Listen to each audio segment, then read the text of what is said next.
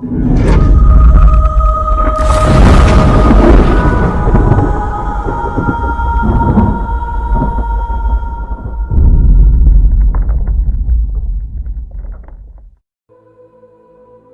we die, our soul departs from our body. And the soul goes on a journey that has many stages to it. And for the beginning of this khutbah, I want to focus on one stage of the journey of this soul.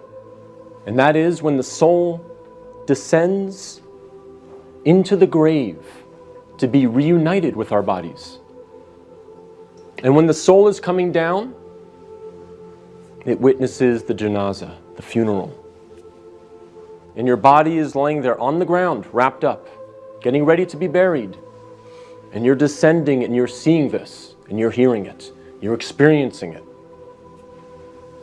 And when the people then take your body and place it in the grave, your soul descends in there, into the grave, to be reunited with your body. And then your loved ones, your friends who were there at your janazah, they will start shoveling dirt, start picking up dirt with their hands and placing it in the grave, throwing it on top of you, and you will feel it fall on top of you. And they will do this until you are completely covered up. And you will be there in the grave, covered up, and you will have consciousness. You will be alive. Not physically, obviously, but your soul will experience this. And then after your family makes some du'as, and they say some nice, kind words about you, they'll walk away, they'll leave. And you will hear their footsteps, as the Prophet, peace and blessings be upon him, said, that you will hear their footsteps as they walk away. And you will be there alone, in the grave, by yourself. Darkness, silence. What happens at that point?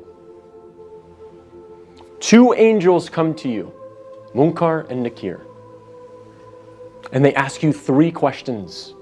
Perhaps the most important questions you will ever be asked, and the three most important questions you will ever answer. And those questions are, what is your deen? Translated as, what is your way of life or your religion? Who is your prophet? And who is your Lord?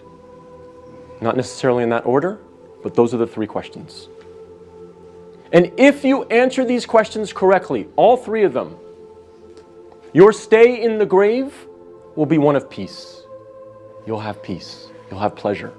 Until the day of judgment, when the horn is sounded and you are raised up out of your grave. So during that time, if you answer these questions correctly, you will have peace. But if you don't answer these questions correctly, all three of them, your stay in the grave will be full of pain.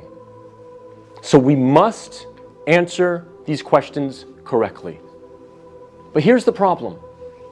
A lot of us say to ourselves at this point, I'm good because I'm a Muslim and I know the answers to these questions and I'll answer them correctly. This is a problem. This is called being overconfident. Because, as many of the scholars say, the answer is not given with your tongue. The answer is not given with your brain. The answer is given with your heart. What is in your heart will come out at that moment. And so if you lived your life not praying, not striving to implement Islam, not striving to understand the Quran to the best of your ability, if you spent your life not really striving to be a Muslim, a true Muslim, trying to practice, then Islam really was not in your heart. So we have to make sure that we're striving, again, to the best of our ability. I'm not asking for perfection. I'm not asking for scholars. I'm not asking for you to be of the best character like the Prophet, peace be upon him, but we must strive for it.